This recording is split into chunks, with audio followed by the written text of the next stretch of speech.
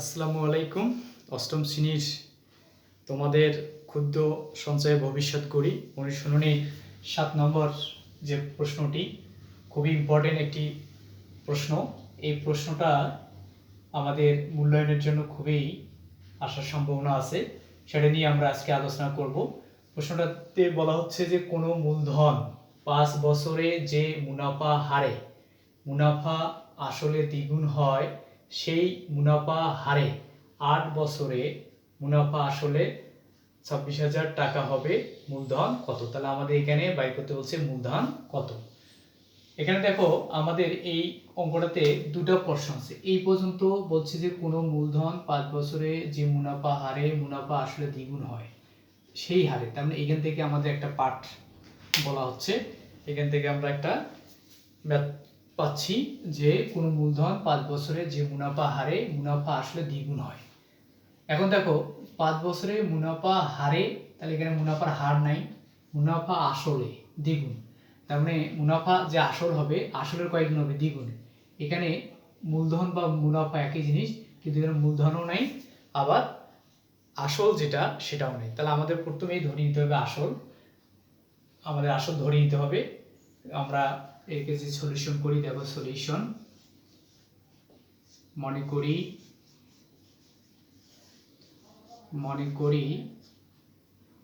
5 বছরের 5 এখানে 5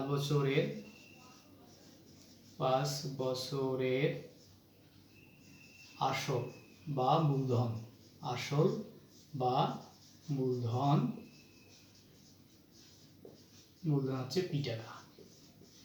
তাহলে এটা আমরা ধরে নিলাম পি টাকা হচ্ছে তার 5 বছরের মূলধন বা আসল।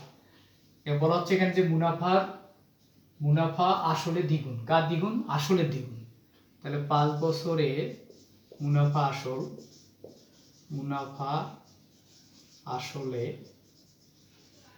কি দ্বারা প্রকাশ করি? এ দ্বারা প্রকাশ করি। মুনাফা আসলে এটা হচ্ছে আসল গুণন দ্বিগুণ, আসলে দ্বিগুণ, তাহলে আসল গুণন 2। তাহলে এখানে আসল হচ্ছে পি, তাহলে হচ্ছে 2p। তাহলে এখানে দেখো মূলধন হচ্ছে পি এবং মুনাফা আসল হচ্ছে আমার কত? 2p। তাহলে আমরা এখান থেকে যদি এটাকে মাইনাস করি তাহলে আমরা কি পাবো? মুনাফা পাবো। তাহলে অতএব মুনাফা সমান হচ্ছে মুনাফা আসল, সূত্রটা যদি লিখে দিই যে মুনাফা আসল মাইনাস হচ্ছে এখানে আসল। তাহলে এখানে মুনাফা আসল কত হচ্ছে? 2p, আর এখানে আসল হচ্ছে আমার p। তাহলে এটা যে মাইনাস করো তাহলে হচ্ছে p। এটা কি দ্বারা প্রকাশ করা হয়? i দ্বারা প্রকাশ করা হয়। তাহলে বছর এখানে কত? 5। তাহলে আমরা এখানে নাই কি? মুনাফার হার। তাহলে দেখো আমরা জানি মুনাফার হার কি দ্বারা প্রকাশ করা হয়?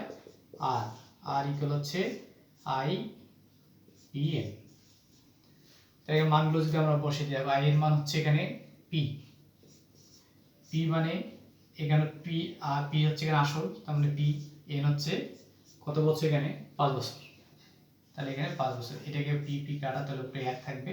তাহলে এখানে হচ্ছে 1/5 হচ্ছে এখানে r। তাহলে আমাদের এই পর্যন্ত যে কোশ্চেনটা এখানে বলা হচ্ছে, এই কোশ্চেনটা আমাদের অ্যান্সার হচ্ছে এই পর্যন্ত।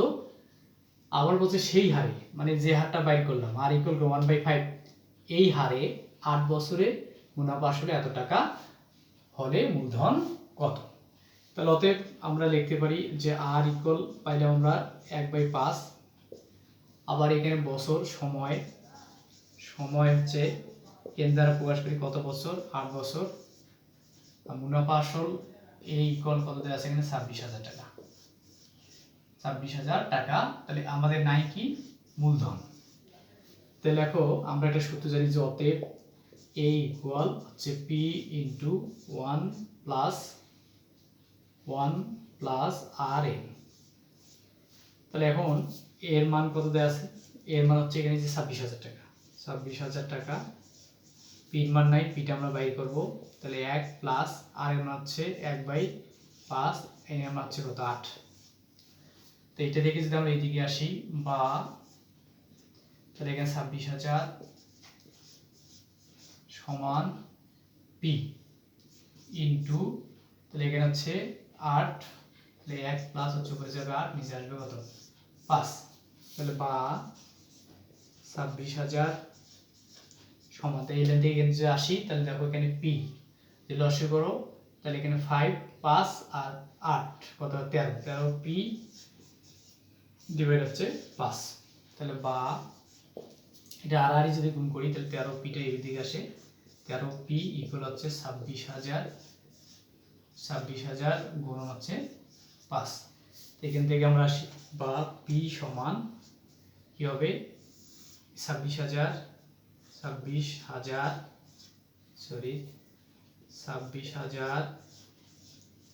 গুণন হচ্ছে 5 ডিভাইড হচ্ছে 13। যেহেতু এখানে পিটার সঙ্গে 13 ছিল গুণন, এই পাশে হবে কি ভাগ। তাহলে 13 দুগুণ 26, এই শূন্য যদি আমরা এখানে দিই 1 2 3, এটাকে যদি আমরা গুণ করি তাহলে পি কত পাবো দেখো 0 0 0 5 দুগুণ 10।